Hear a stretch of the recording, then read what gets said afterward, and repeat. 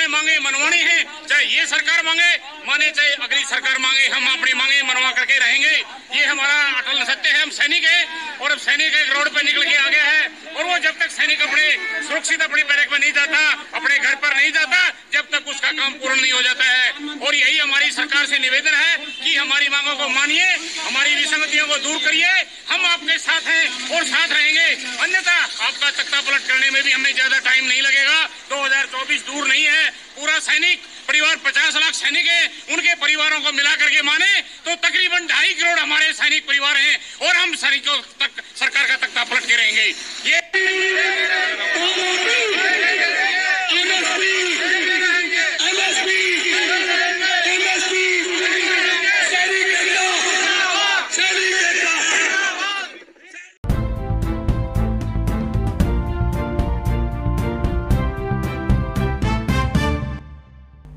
Hello मित्रों, नमस्कार। मैं DPR आपका इस YouTube चैनल में बहुत बहुत स्वागत करता हूं। फ्रेंड्स, आप कैसे हैं? मुझे उम्मीद है बहुत अच्छे होंगे।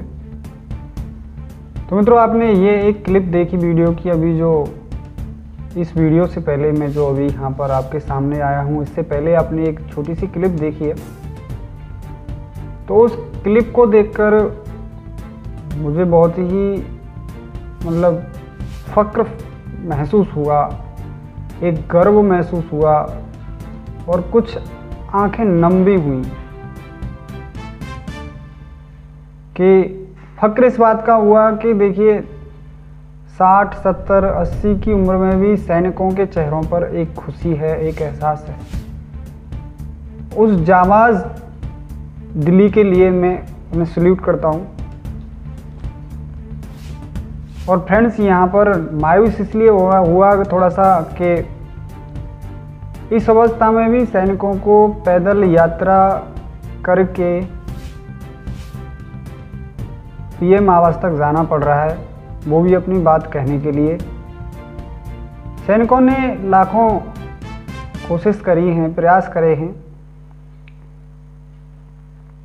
चिट्ठी से लेके, पोस्ट कार्ड से लेके, धरने से लेके सभी भरकस प्रयास किए गए हैं, लेकिन उनका अभी तक कोई भी सुखद परिणाम नहीं मिला है। अब ये परिणाम जानबूझकर नहीं दिया जा रहा है या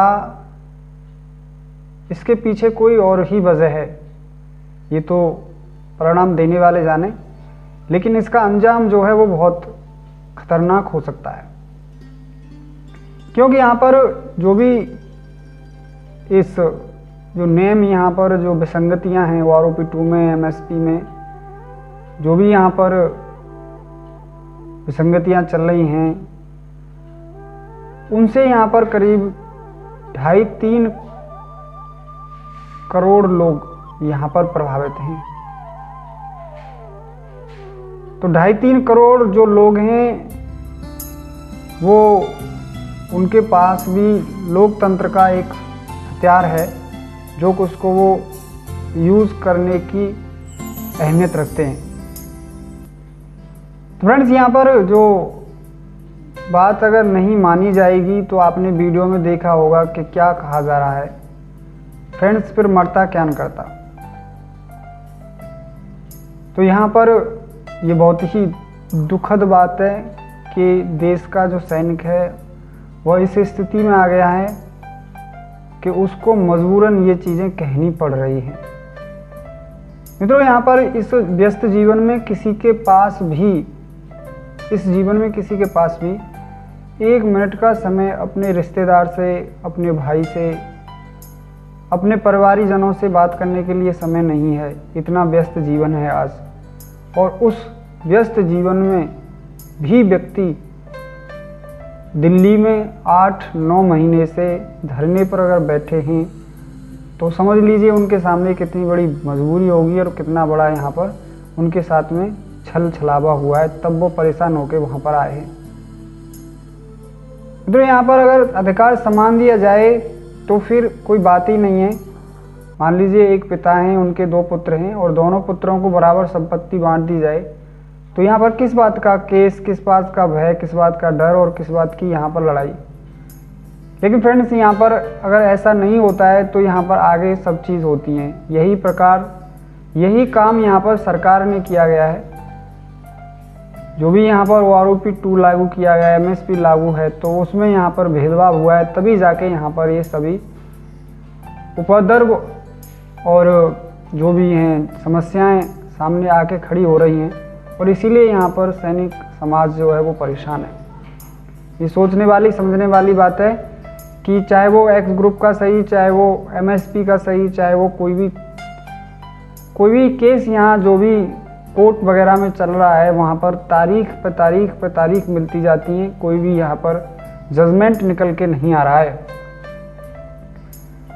अब भी हम आपको बता देते हैं जानकारी के लिए कि MSP की 9 नवंबर को तारीख दी गई है और उसमें भी समय 3:30 बजे दिया गया है। अब क्या कह सकते हैं कि 3:30 बजे तक जज साहब वहाँ पर उस फैसले के लिए बैठे रहेंगे या वह छोड़कर और अगली तारीख देकर चले जाएंगे, ऐसा यहाँ पर कोई भी निश्चित नहीं कह सकता है। लेकिन इसमें सर्वोच्च न्यायालय के जो भी यहाँ पर जज हैं चंद्रचूड़ जी, तो उन्होंने कहा है कि ये जो तारीख पे तारीख देने का जो सिलसिला है उसको बंद करो और यहाँ पर डिसीजन जो भी है उसको दे के छुट्टी करो। तो यहाँ पर सभी जो समाज है उसको भी ये सोचना पड़ेगा कि जो अभी जो डिसीजन आने वाला है सैनिक समाज के लिए वो किस तरीके के कहाँ जा रहा है। देखिए, जब कभी भी हम लोग एक ऊंचे पद वाले व्यक्ति को सम्मान नहीं मिल रहा है, जिसने देश की सेवा करी है, उसको न्याय नहीं मिल रहा है, तो एक सामान्य व्यक्ति को न्याय कैसे मिलेगा, ये संभव नहीं हो सकता है। तो जिस तरीके से लेट लतीफ़ी हर एक चीज़ में की जा रही है, OROP की जो इंस्टॉलेशन है वो भी बहुत लेट की जा रही है। इसके बाद में यहाँ पर आपका जैसे DA DR है तो वो भी अभी बहुत से खातों में नहीं आया है, तो वो भी नहीं आ पा रहा है, उसमें भी लेट लतीफ़ी की जा रही है। अब जिनका नहीं आया तो उनके लिए एक सॉल्यूशन बता देता हूँ। जिनका बैंकों से आ रहा है वो बैंकों में जाके एक बार बात कर लें। कभी कभी होता है कि बैंक की तरफ से वहाँ पर फंस जाता है पैसा, मैसेज नहीं आता है, पैसा भी नहीं आता है, क्योंकि वहाँ पर रिकॉर्ड ऑफिस से वो तो भेज देते हैं, लेकिन जो बैंक हैं वो उसको एक्सेप्टेड नहीं करती हैं बिजी होने के कारण। इसके बाद में यहाँ पे PCDA जिसको स्पर्श से आ रहा है तो वो PCDA बात कर लें टोल फ्री नंबर से, तो वो वहाँ से हो सकता है उन्होंने भेज दिया हो, लेकिन यहाँ पर उन्होंने स्पर्श में उसको एक्सेप्टेड नहीं किया हो। तो आप लोग एक बार PCDA इलाहाबाद बात कर लें स्पर्श के टोल फ्री नंबर पर, तो भी आपका पैसा आ सकता है। तो आपका कहना क्या है इस विषय में कि जो सैनिक हैं उनको आपका क्या राय है, क्या आपका विचार है, आपको क्या लगता है कि दिवाली से पहले सैनिकों को, सैनिक समाज को एक खुशखबरी मिलेगी या फिर अगली तारीख? आप बताने के लिए कमेंट में ज़रूर अपनी राय रखें। मैं मिलता हूं आपसे किसी अगली वीडियो में, तब तक के लिए जय हिंद, जय भारत, नमस्कार, वंदे मातरम।